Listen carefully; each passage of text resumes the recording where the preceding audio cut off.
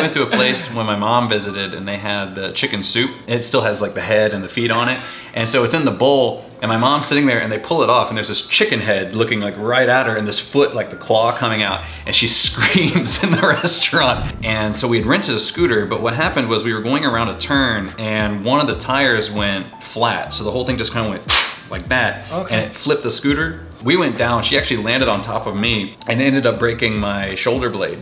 You know, Taiwan's a very modern country, very scientific. We have some of the best semiconductors in the world, right? But then people are still so closely tied to some of these older beliefs and traditions and stuff, like for instance, fortune telling and things like that.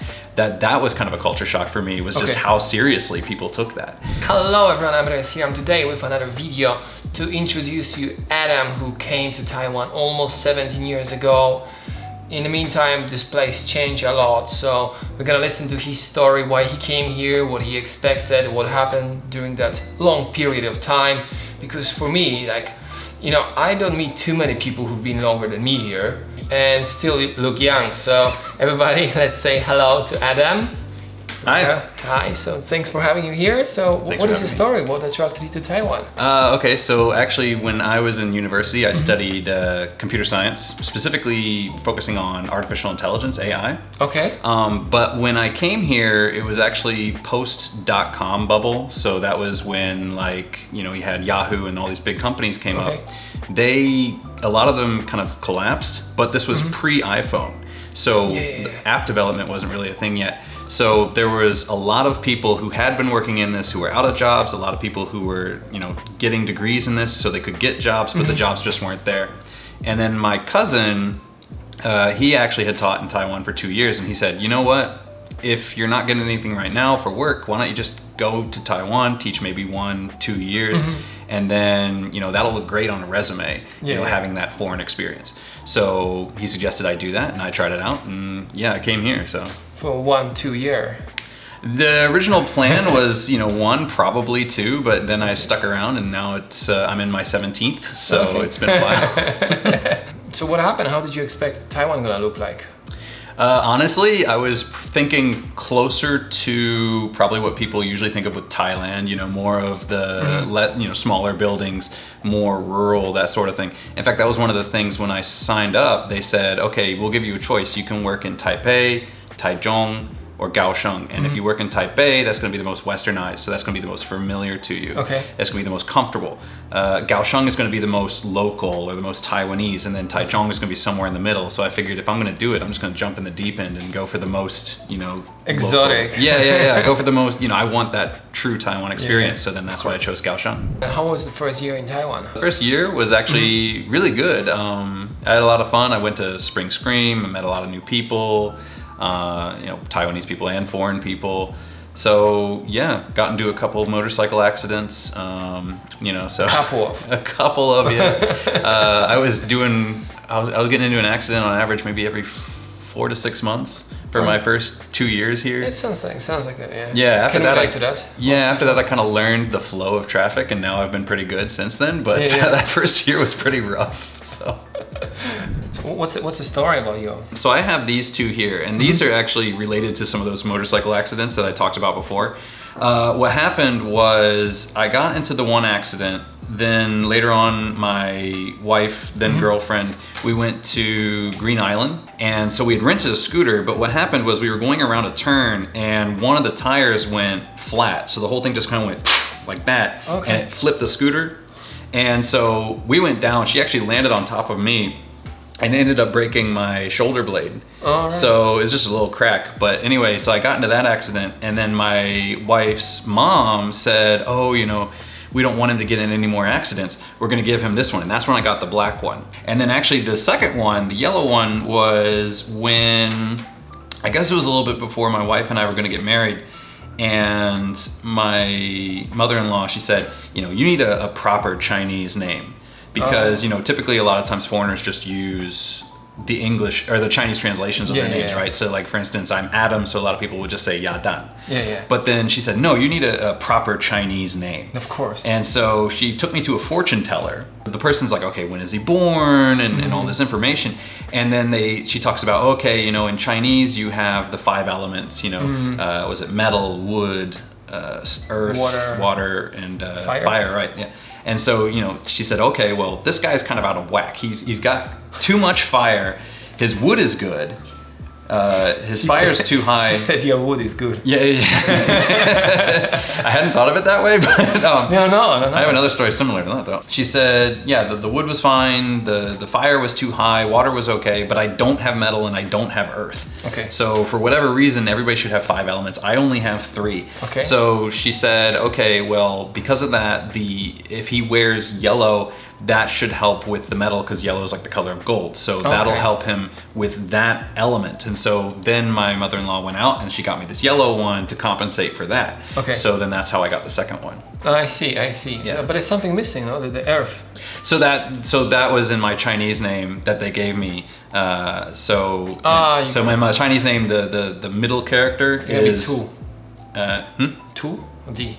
It's related to Earth. It's not the actual word for Earth, but apparently, words can have associations. Inside yeah. So the association with this word is with Earth. So now you're all good. So now I'm all good, supposedly. Does it work? Do you recommend a fortune teller? I come from a Western country, which was one thing that's really interesting to me, because in America, we've kind of gotten rid of a lot of our older traditions.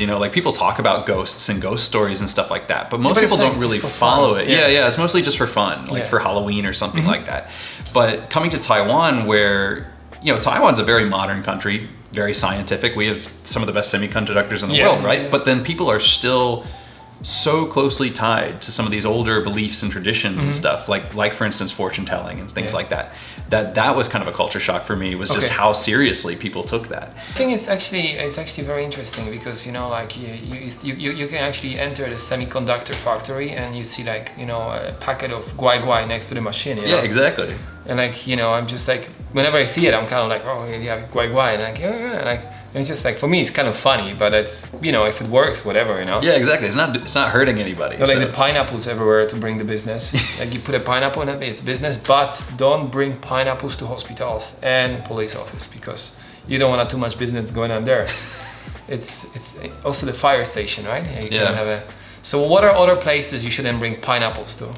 I don't know. I would know a lot of people would say don't put pineapple on your pizza, but I'm actually a big fan of Hawaiian pizza, so I would say definitely do put pineapple on your pizza. That's my personal take.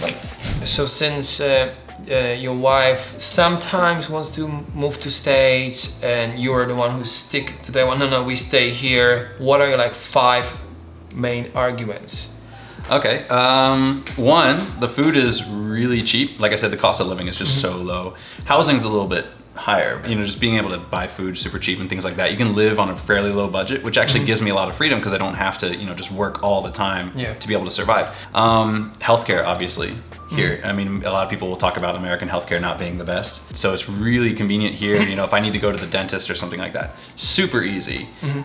Taxes are another one that's actually really easy. In the States, people have to file everything and you have to, fill out all these forms and do all these things. Taiwan, I just go to the office and just bring my ID card and then everything's kind of calculated for me here. So it's actually really simple. Wow. I actually really enjoy riding a scooter despite having all these accidents. It's actually you don't have them anymore. No, I don't have them anymore, but it's actually really convenient too because, parking, you just park wherever you want. Yeah, you leave whenever you want. Right, exactly. Yeah. So I really enjoy that. And let's see, number 5, what would that be? If I go to a city in the States, like New York, you can travel 30 minutes and it still feels like New York everywhere in New York. Maybe it's a little bit different, but it feels pretty much the same. But for instance, here in Kaohsiung, I can be in where I live over in Sanming, which is kind of an older part. You go further west into Fengshan, it starts to feel kind of more like a small town kind of thing. You come over here. Temples and You come over here in Zoying and it's kind of the newer developed area.